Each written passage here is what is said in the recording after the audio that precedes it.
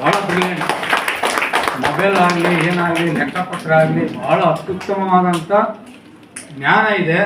ಆ ಭಗವಂತ ಬಾಯಿ ಮತ್ತು ಕಿವಿ ಎರಡನ್ನ ಇದನ್ನು ಮಾಡಿ ಇಲ್ಲವಾದರೆ ಭಾಳ ಬುದ್ಧಿವಂತ.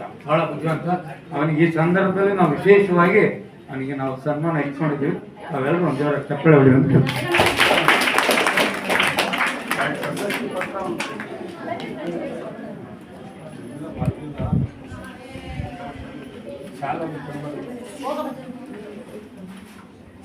ಪುರಸ್ಕಾರವನ್ನ ಪಡೆದಿರುವಂತಹ ವಿದ್ಯಾರ್ಥಿಗಳು ಚೈತ್ರ ಮತ್ತು